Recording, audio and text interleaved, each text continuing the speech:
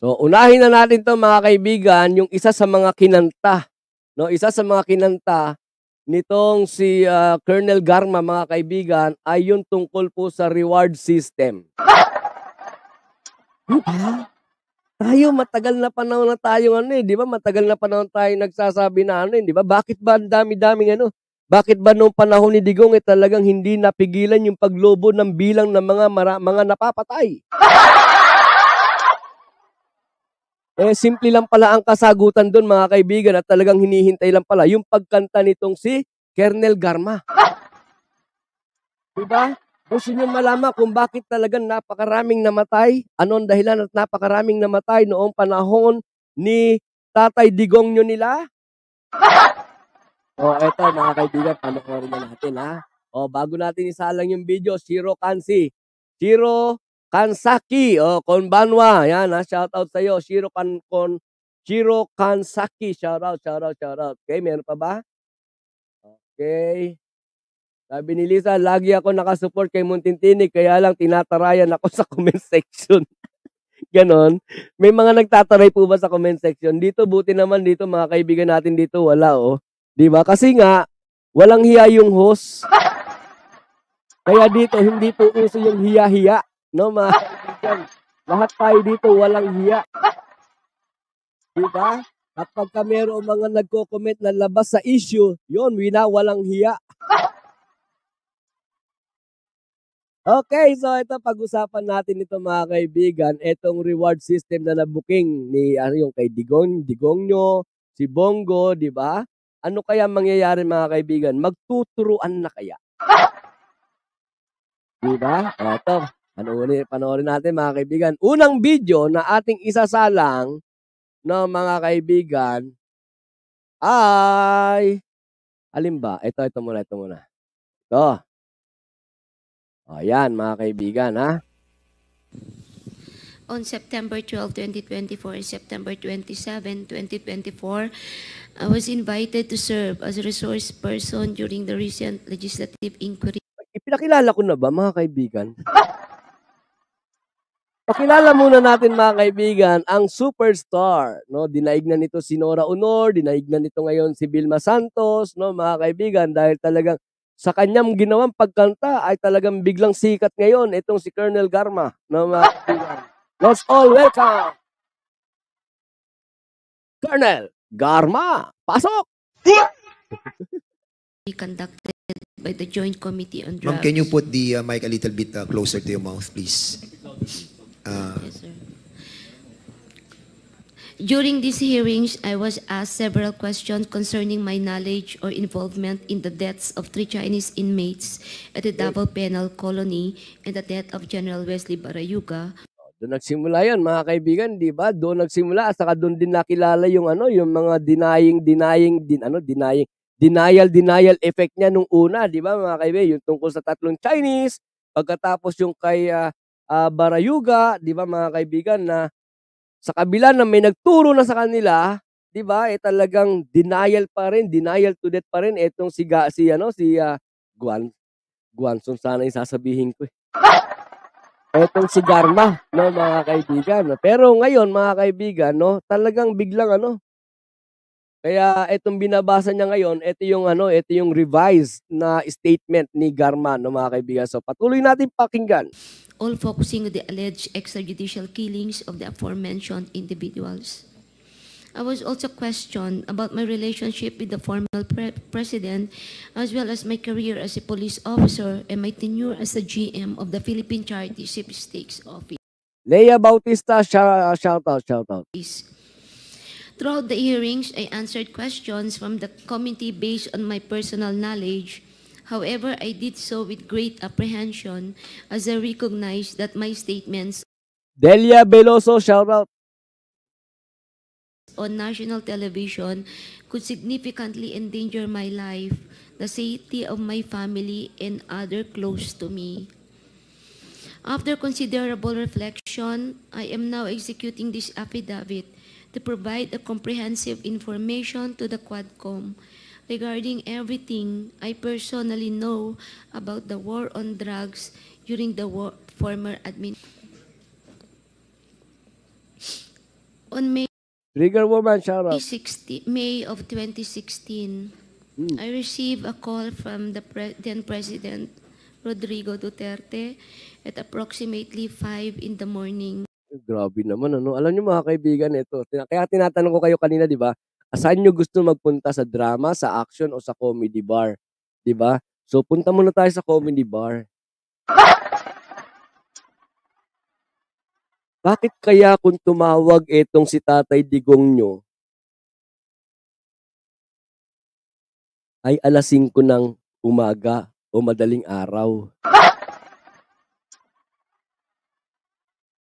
Tinawagan daw niya etong si Garma, mga kaibigan, alas 5 ng umaga.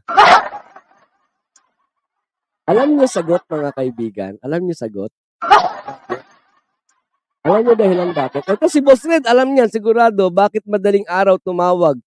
Ito kung tumawag kay Garma etong si Digong nyo. At saan daw pinapapunta, mga kaibigan? Saan daw siya pinapapunta? Instructing me to meet him at his residence in Doña Luisa, Davao. Oh, di ba? Alas 5, tumawag si Tatay Digong nyo, di ba? And pinapapunta siya doon sa kanyang bahay, di ba, mga kaibigan? Oh, bakit? Kasi eto, di ba? Sabi nga, alam ng mga kalalakihan to eh. Di ba? Kasi sa umaga, di ba, mga kaibigan, talagang kinakailangan muna, di ba? Magbayang magiling muna. Dahil sa umaga, may flag ceremony, no, mga kaibigan. Sa umaga, talagang naka-erect. Diba? Sa umaga kasi kinakailangan itindig mo yung watawat.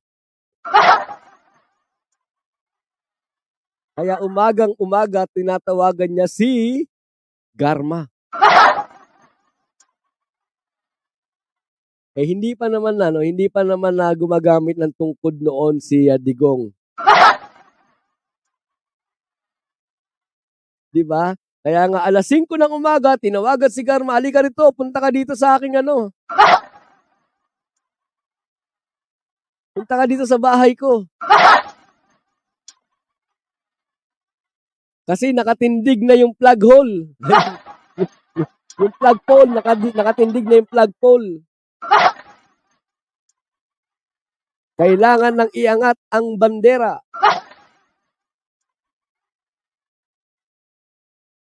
Mami B, shout out Mami B. Anong erek-erek yan? Okay? O, ito na. Para malayo na tayo dyan sa bayang magiliw at sa mga erek-erek na yan. Tuloy na natin to, mga kaibigan. Ito naman kasi si Garma, dapat hindi na sinabi yung alas 5 ng umaga tumawag eh. Kasi alam naman natin, mga kaibigan, na pagka ganung umaga, di ba, tayong mga kalalakihan, sino ba sa inyo ang hindi na nakakaranas ng ganon? Ako, bagamat walang paggagamitan, pero sa umaga talagang ramdam na ramdam ko pa rin yun eh. Sono Mama, shout out Sono Mama. Okay, tuloy. City. I was already acquainted with then Mayor. Mabilis ka. Isipin mo nga naman, paano hindi magiging mabilis, mga kaibigan, na napupunta ka agad sa pagtawag ng alas 5 ng umaga. Nahuli nga lang yung abogado sa pagbulo, mabilis ka. Di ba, mga kaibigan? Sandali lamang po, ha?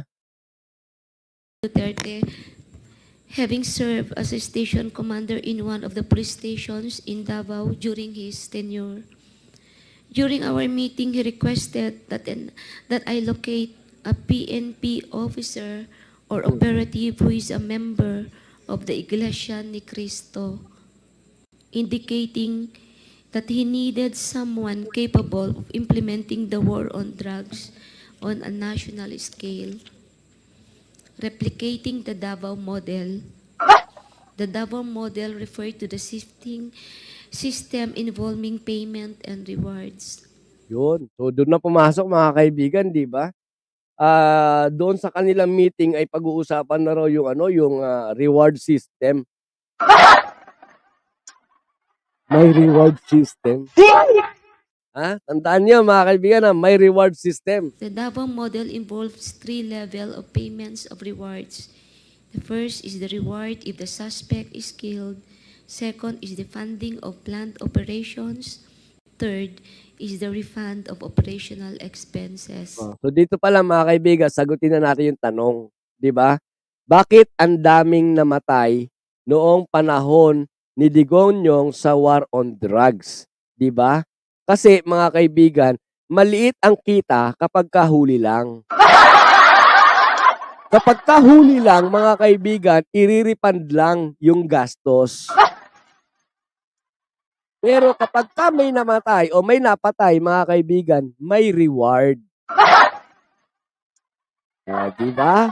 Ngayon, masisisi ba natin yung mga kapulisan, mga kaibigan, kung bakit? Diba? Kung bakit? Talaga namang bang-bang lang ng bang-bang. Diba? Tumba lang ng tumba. Bakit? May reward pala. Diba? Boss, susuko na ako. Huwag kang sumuko. Bakit? Refund lang. Kinakailangan mong mamatay. Bang! Diba? Kaya nga, ICC, hello! Etong pagkanta ni Garma, diba? Malinaw na malinaw, malaking malaki at matibay na ang ebidensya tungkol sa war on drugs o sa EJK. Diba? Boss, sabi nung pusher, boss, isang sachet lang hawak ko, suko na ako. Hindi pwede, refund ka lang. Kailangan, bang! Reward. Diba? Kirk Di Mayuga, Kirk Di Mayakyak, shout out. Okay? Tuloy. Initially, I informed the President that I was unaware of any individual with those qualifications as I had not been assigned outside of Davao, nor had I served in a national capacity with the PNP. However, I recalled my upperclassmen. Ito mga kaibigan yung yung sinasabi dito ni Garma is yung paghahanap pa lang. Paghahanap pa lang ng tao na pupwedeng mga siwa, no mga kaibigan, nung sinasabi nilang reward system para doon sa war on drugs ni Duterte, no mga kaibigan. Tuloy. Detection group and was also a member of the Iglesia ni Cristo. I mentioned his name to the President. On the same day, a certain individual named Muking contacted me by the phone to request Leonardo's contact details, which I promptly provided. A week later, I learned from Arthur Narsolis via phone call that Leonardo had been summoned and was instructed to proceed to Royal Mandaya Hotel for a meeting. Leonardo informed me that he stayed at the hotel for 3 days, during which the President directed him to organize a task force similar to PAOK-TF. When Leonardo relayed this information and urged me to join the task force, I declined, citing my lack of experience in handling such operations.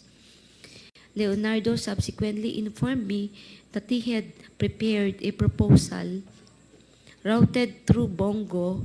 Yon, may lumalabas na pangalan mga kaibigan. Diba? As per dito kay Garma, no, yung si Infinity Stream, sabi niya, so si Leonardo, aamin kaya yan, diba? Ito na ngayon mga kaibigan, diba? So dito sa sinabi ni Garma, ay, diba, naghahanap nga daw ng pwedeng mag-handle nitong proyekto na to, yung may mga reward system na mga kaibigan.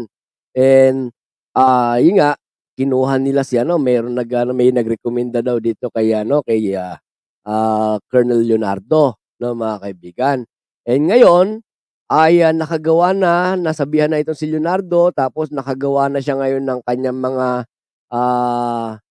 kumbaga ay yung mga gagawin nila pagkakasunod-sunod na mga kaibigan. Pagkatapos, ito ay ipinadaan niya through, kanino? Through Bongo. Di ba? Bongo. Bingo. Sino si Bongo? PA, di ba? PA.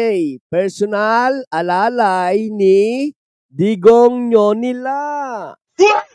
Di ba? Oh, tuloy natin. outlining the task force operations which would encompass Luzon, Visayas, and Mindanao.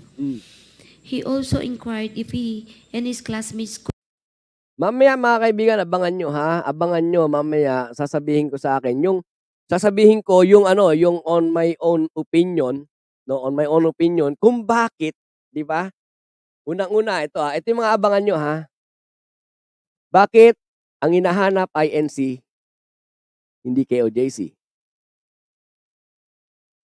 'Di ba? Ngayon,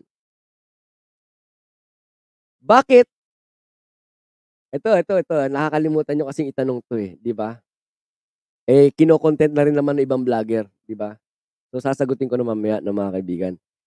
Bakit pagkatapos ng mga kaguluhan na ginawa ni Sara Duterte, ang kanilang Vice President, mga kaibigan, bakit biglang tumakbo at bumisita sa INC? Pangatlo, bakit yung tatlong bugok bumisita rin sa INC kamakailan lang? 'Di ba? So lalagumin natin yan mamaya mga kaibigan at sasabihin ko sa inyo yung posibleng dahilan. Posibleng dahilan pero yun ang nakikita ko. No, mga kaibigan, yun ang nakikita ko. Okay? Alright, sabi ni Jay Swine Me. Just you and me po yan, sir. No problem, sir. Pero I've been watching the whole episode ng Quadcom yesterday and it bothers me about why INC. Okay, mamaya sagutin ko po. No, mamaya sagutin ko. Tupanos ba tayo? Di ba, Jay Swine Me? Okay. Alright. Bagong Pilipinas 2. Gandang gabi po, Sir Al. Magandang gabi rin sa'yo. And Justin Acosta, pinagkakatiwala ni Digong. Yan, tapos may bombshell testimony against sa kanya. Tingin nyo, Sir Al, being a political blogger, gaano ka-damaging sa mga Duterte yan? Ay talagang Diba, ikaw na nga nagsabi, may bombshell. Diba? Meron bang bomba na maliit lang ang butas kapag sumabog? Diba? So the answer on your question is coming from your question mismo. 'Di ba? Sabi mo nga bombshell, 'di ba? Sumabog yung bombshell na 'yon, 'di ba? Sa palagay mo dahil bombshell siya, sumabog siya, maliit lang kaya ang damage, no? Malaki 'yan, 'di ba? Malaki 'yan, no, mga kaibigan. Kaya nga sabi ko doon sa isang thumbnail na ginawa ko 'di ba? Ito yung kinatatakutan ng mga DD shit, 'di ba? Parating na. No, mga kaibigan. Okay. Sabi ni Nixon Mendoza, shoutout ni Nixon Mendoza, dapat dyan pakantahin natin nila si Leonardo, si Marvin Ramos, at si Patay para kumpleto na yung kwento. Di ba? And, okay? Bakit pag INC laging kailangan banggitin ng reliyon pero pag ibang reliyon hindi binabanggit? Kasama yan sa sasagutin ko mamaya, Lisa Labres. No? Kasama yan. No? Kasama yan. And alam nyo kapag ikaw ay INC, normal na sa iyo yan 'Di ba? Actually hindi nga nayayanig 'Di ba? Hindi nga nayayanig kapag halimbawa INC ka, nabanggit yung INC, tapos may nag-content ng INC, hindi na baliwala na sa atin yan Hindi na tayo mayayanig diyan, 'di ba? Pero for the benefits doon sa mga nakakapanood at nakabasa na ng mga tanong ninyo, mamaya sasagutin natin. Okay? Promise yan. Vincent sa mama. Meron tayong bisita mga kaibigan. Palakpakan natin ha. Meron na tayong bisita na isang DDS. Yan, pati vlogger bangag. Vincent sa mama, welcome sa channel ng mga bangag ha. Okay? 51 billion. Shout out. And mukhang matigas ang panga nung Leonardo at Nixon Mendoza, sabi ni Mami B. Okay, and Lori Pajardo, tawa ng tawa. Issue pass, issue based po tayo, no ad hominem, or else ma-block po kayo. Thanks po, sabi ni RN 2 cents. O matakot na kayo, ha? Alright. Okay, yan, sige, bahala na kayo dyan. Kung meron kayong sa palagay ninyo, ano, meron ba tayong nakalimutan dito? Sabi niya JC Moss, INC, bawal mga balahura. May mga friends akong INC, tahimik. Tama. And visit ka mo, sabi ni Nixon. And wag hide, may laruan tayo.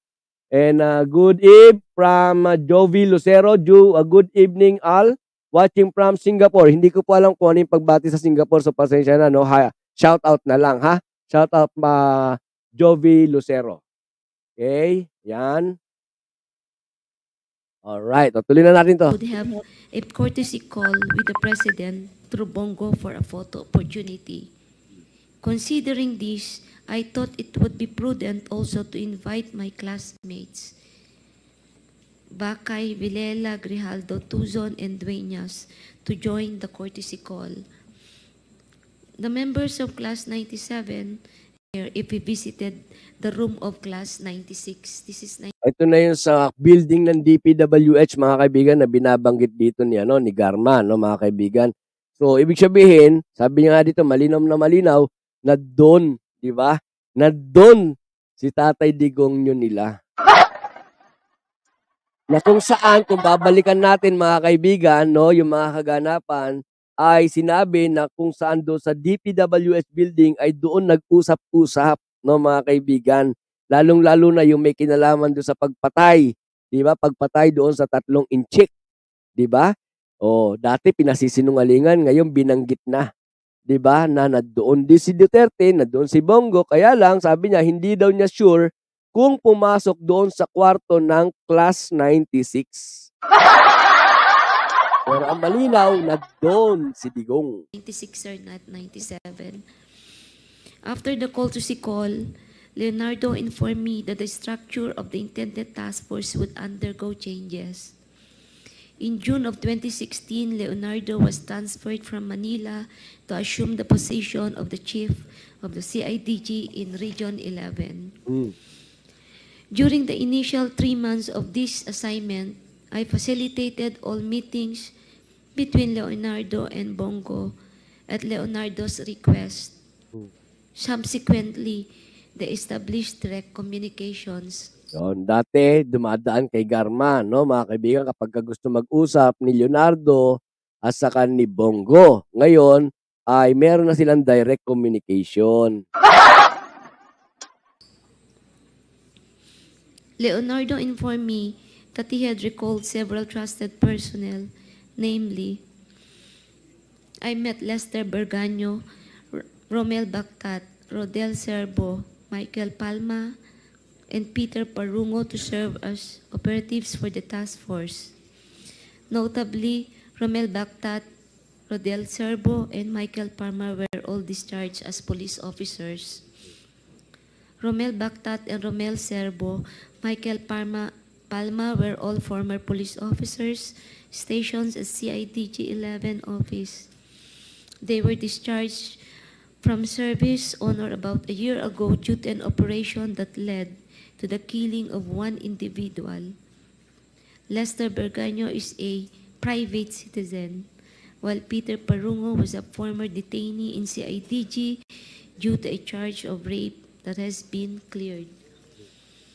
Romel Bactat, Rodel Serbo, Michael Palma, and Peter Parungo were charged with the task force of collecting, verifying informations provided by police officers in the field concerning arrests or deaths of individuals named in the list of drug personalities and creating a summary report. All of these reports would then be encoded, compiled by Lester Berganyo. The compilation is thereafter elevated to Leonardo, who will then decide what level the arrests or killing was and its corresponding reward. Rewards were only given for killings. Several Diba? questions concerning my knowledge, Luzon, Visayas, and Reward, sabi dito mga kaibigan, reward ay ibinibigay lamang for killing. Diba? Kaya pagkalimbawa, ang isang pulis ay maraming bahay, maraming ibinabahay, medyo kapos ang sweldo, tapos maraming nagiging chikiting dahil maraming ibinabahay. Diba mga kaibigan? Siyempre, diba, kakagat yun ngayon doon sa reward. Diba? Isip-isipin nyo nga naman mga kaibigan, no? Talaga namang pagkakailangan mo ng pera, simpleng-simple lang. Magtumba ka lang, tapos sabihin mo drug-related, may reward ka na. Diba mga kaibigan? Oh, tuloy natin, hindi ko alam kung saan ba ako natapos. Hanapin natin. Lot. Berganyo. The compilation is thereafter elevated to Leonardo, who will then decide what level the arrest or killing was and its corresponding reward. Rewards were only given for killings, while for arrests, only the funding of the Coplan and a refund for the expenses was given. Paghuli lang, refund lang no mga kaibigan. I saw how this individual operated when I would visit the CIDG office in Region 11 to see my friend Lot. He also conveyed to me that the task force would be structured differently, in that he submitted a document Jose Precioso, shout out. to Bongo detailing the task force operation, including an overview of the current drug landscape in the Philippines. I was also informed that the drug structure originated from Bucor, where numerous drug lords are currently incarcerated, and that it has 3 branches, Luzon, Visayas, and Mindanao, with Peter Lim involved in the Visayas region. Once the task force became operational, I Pati si Peter Lim nabanggit no mga kaibigan. later learned that all Coplan funds, refunds for operational expenses, and rewards for agents were processed through the bank accounts of Peter Parungo at Metrobank, BDO, and PS Bank. Concurrently, Lester regional directors and PNP chiefs regarding the operations expenses. Leonardo had the final authority to determine who would be included on the list of drug personalities and to classify their threat. So yon no mga kaibigan, haba. Medyo ilagom na natin ng konti, di ba? So yung reward system no mga kaibigan na binabanggit dito, di ba? Ang ito ay idea, no? Idea ito ni Digongyo, no mga kaibigan. Idea ito ni Duterte, di ba? Ngayon, para magkaroon ng actual na katuparan yung idea ni Duterte regarding the reward system para doon sa war on drugs, mga kaibigan, nagpahanap siya ng tao na kung saan ay pwedeng pagkatiwalaan, pwedeng pagkatiwalaan na gumawa ng kumbaga ay chart, no? Gumawa ng pinaka-chart, mga kaibigan. Pagkatapos doon kailangan mahusay yung tao sa paggawa ng chart, dahil merong daloy ng programa, 'di ba? Na gaya ng binanggit ni Garma, 'di ba? merong pagmumulan ng pondo, merong magbabahabahagi ng mga pondo, may reward, may reward, tapos merong refund, di ba? And whatsoever, no, mga kaibigan. Pagkatapos, para makapasok ka doon sa mga level ng reward na yon, mga kaibigan, doon ka sa refund, di ba? Merong mag-aasikaso naman o magkukuha ng mga file doon sa mga report ng mga pulis, di ba? O eto namatay, ipapile yon. Ipapasok yon doon sa level ng reward, di ba? Eto nahuli, kukunin ng mga pangalan, ipapile din, ipapasok yon doon sa level naman ng refund, di ba, mga kaibigan? Ngayon, yung gumawa ng chart na yon, mga kaibigan, si Leonardo. No, si Leonardo.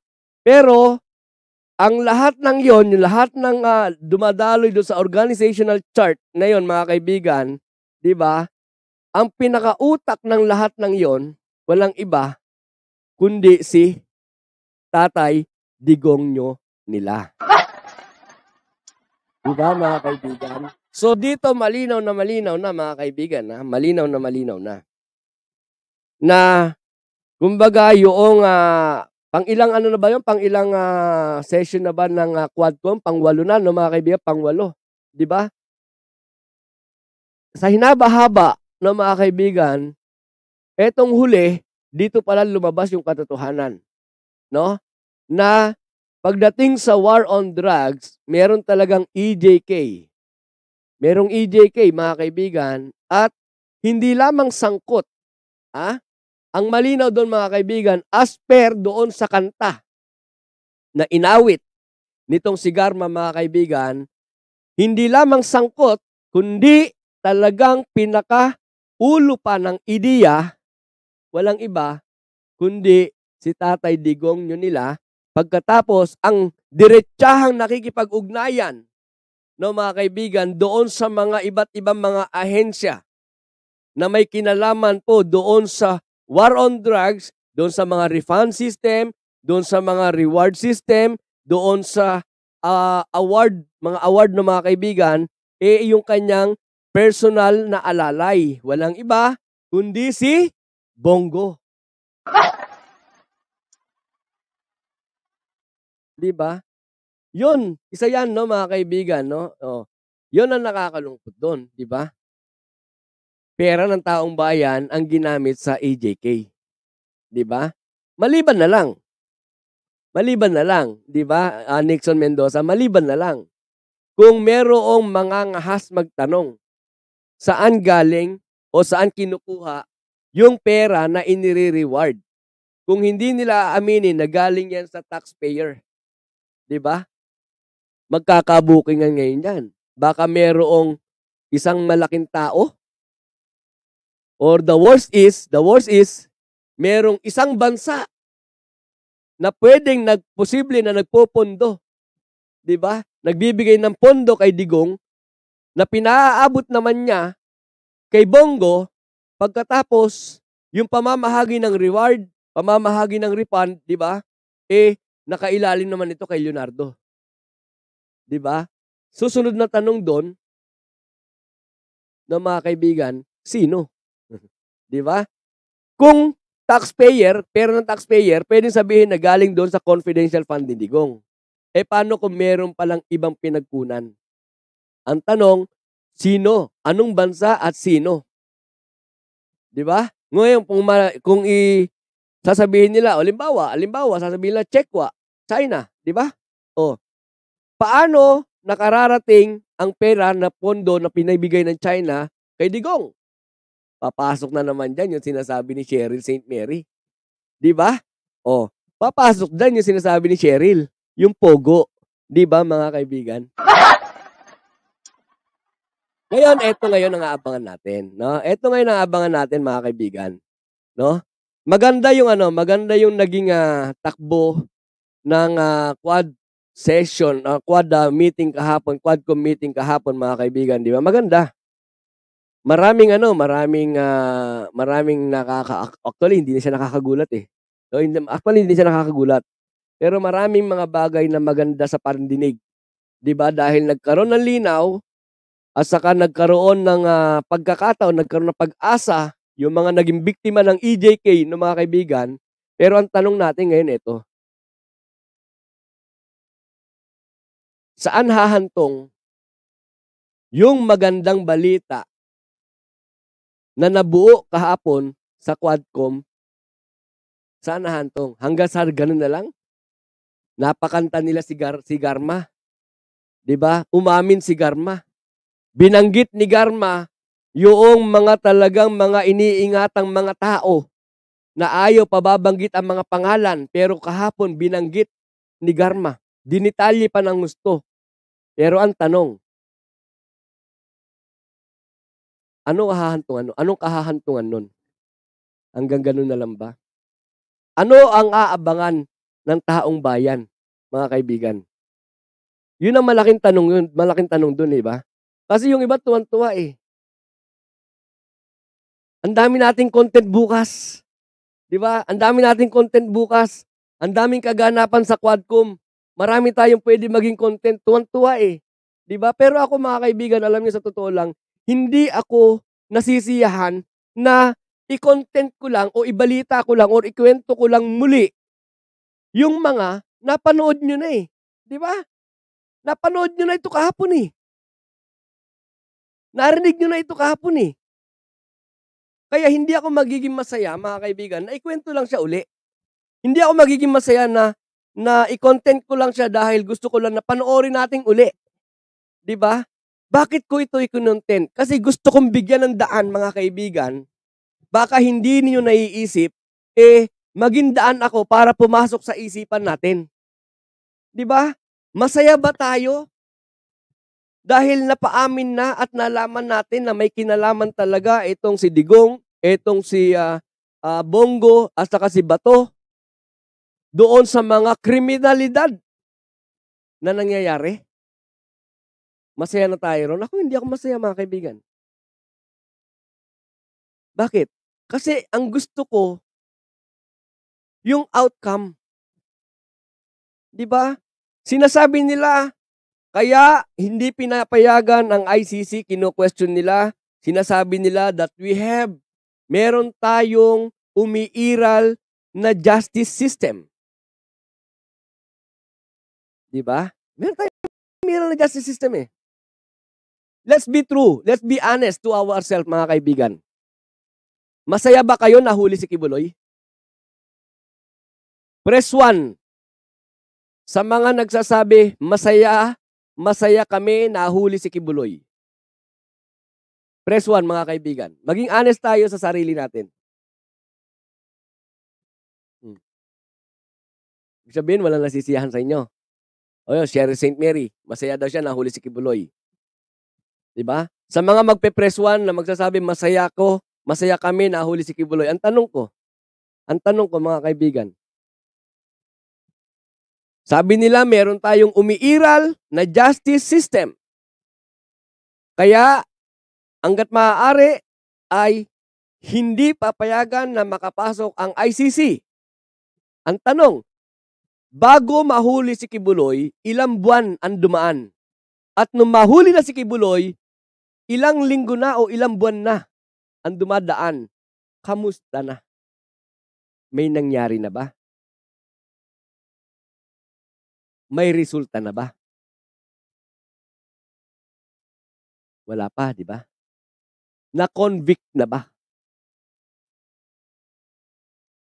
Wala pa, di ba? Wala pa. So dito mga kaibigan, balik tayo sa Quadcom, hindi ako masaya na napaamin lang nila si Garma. Kasi mga kaibigan, ako sa akin tumatayo ako in behalf ng ating mga kababayan. Ayaw ko na inuuto lang tayo. You get my point? Ayaw ko na inuuto lang ang mga Pilipino. Ayaw ko na ginagawa lang tayong bata. Tahan muna kayo, eto lollipop. Ano yung lollipop? Yung pag-amin ni Garma. Ano yung lollipop, mga kaibigan? Pag natunaw si lollipop, naubos na ang tamis, ano natira? Stick. Ano yung stick? Di ba, mga kaibigan? Bilang isang Pilipino, and in behalf of the Filipino, mga kaibigan, nagsasalita ako dito, di ba? Ayoko na inuutulan tayo. Aabangan natin kung ano yung magiging outcome nito. Kasi kung hindi natin pahiiralin ng batas, kung hindi natin lalagyan ng pangil, kung hindi nila lalagyan ng pangil ang batas, mga kaibigan, ang nakikita ko dito, hahaba na naman ang usapan. Hahaba ang usapan. Baka mamatay at mamatay na lang si Digong, wala pa rin nangyayari. Diba? Kung ang usapin, gagawin sa Pilipinas. Hahaba ng hahaba, mga kaibigan. Papatawag si Digong, papatawag si Bongo, papatawag si Bato, although nagsabi na si Bato na hindi talaga siya aaten. Di ba, mga kaibigan? Tatanungin, magsisinungaling, hahanap na naman ng iba't ibang ebidensya, tatanungin uli, magsisinungaling uli. Baka matapos na yung termino nitong mga nasa Quadcom, wala pa nangyayari. Kapag ka gano'n na naging sitwasyon, mga kaibigan, lumalabas na, inuutulan tayo. Di ba? Naging utu-utulan tayo.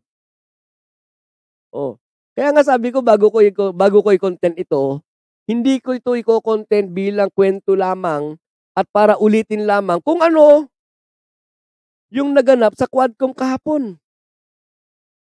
Ang gusto ko, mga kaibigan, bagay, sino ka ba naman? Maliit lang channel mo, di ba? Pero at least kahit pa paano, di ba, kung ito mapagkukwentuhan, sabi ni Al ganito, sabi ni Al sa channel niya, ganito.